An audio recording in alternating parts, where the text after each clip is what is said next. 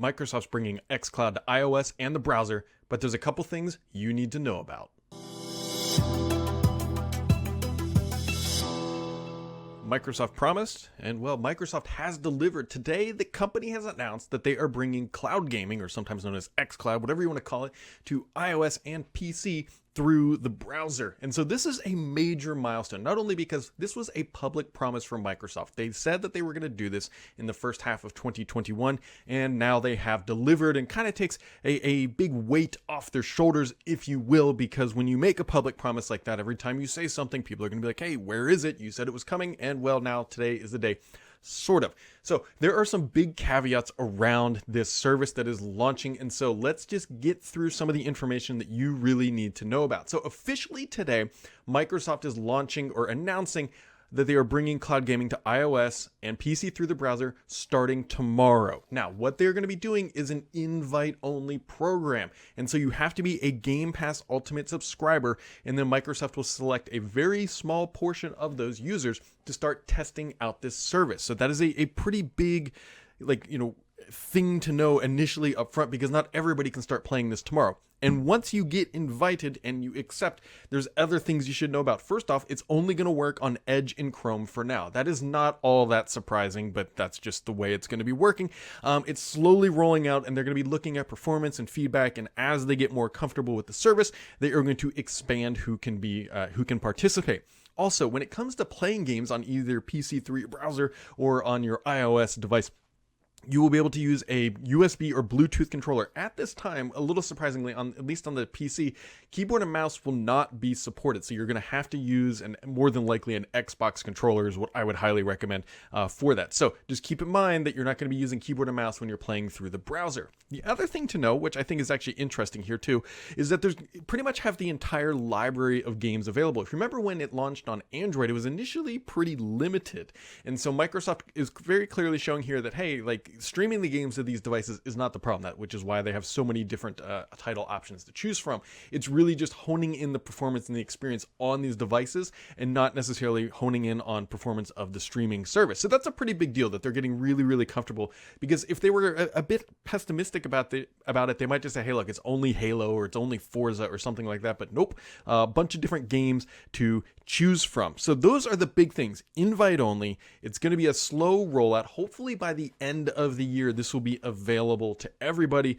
Edge and Chrome only. You've got to be using it you can't be using keyboard and mouse. Now, this is the first step in the major milestone that Microsoft is pushing. You got to remember, this is a really big deal. While Android certainly has its users, I'm pretty confident that iOS and the browser will really elevate the number of users actually using the service. Specifically, I think the browser, at least in my opinion, will be more popular than potentially on mobile devices, just because I think the browser is just a better place to play, and it's more convenient. While mobile devices certainly have their use, and devices like the Razer Kishi and other devices in that nature very much elevate it, I personally think I can see myself playing it more in the browser than on my phone. That being said, I guarantee there's people watching this thinking, hey, I'm going to be playing the heck out of this on my iOS device, and fortunately, you've got the option. So, but the point here is that this is, in my opinion, the next frontier for Microsoft, right?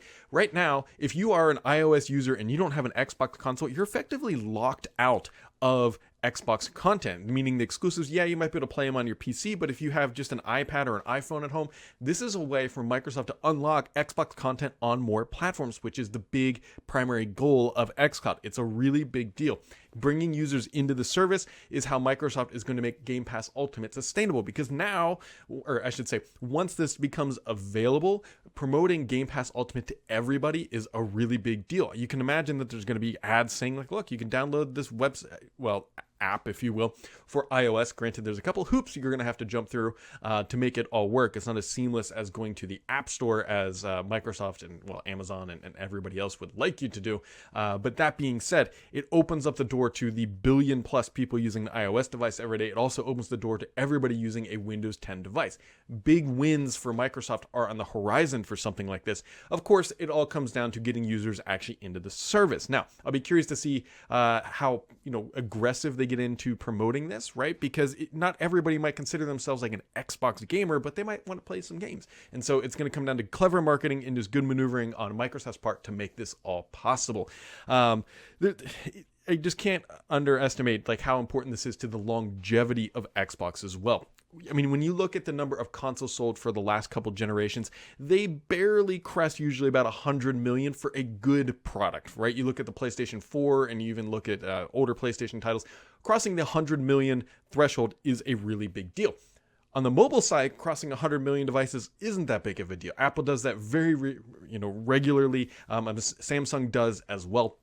And so the door to bringing more Xbox content to more places is invaluable to Microsoft because it's effectively, it's not free. Obviously, there's overhead cost with Game Pass and specifically cloud gaming, but the overall effect is that they open the door to potentially more users subscribing to Game Pass Ultimate. And we all know that Game Pass is Microsoft's future. I mean, it's a crazy value. It's really hard. I mean, you're getting MLB The Show this week. You get all these games for about $15 a month. It also makes you kind of wonder, like, how long is Microsoft going to be able to maintain that price point? But as of right now, that is what they are running with. So, cloud gaming, I'm trying to get the xCloud out of my head, but xCloud just sounds so much better. But cloud gaming coming to Android and iOS in the browser completes, I believe, Phil Spencer's initial vision for bringing gaming to everybody. I can't really think of too many other places that they could bring it to enable Xbox content to be unlocked on more locations. You're already seeing it being pretty well adopted on the PC from vendors, right? We have EA using their application accessing cloud gaming, or not cloud gaming, but Game Pass stuff. We also see huge success with Outriders, and now the narrative becomes even more lucrative. Imagine when you go to Outriders, as an example, you say, look, yeah, you put it on Game Pass, you're going to get these users.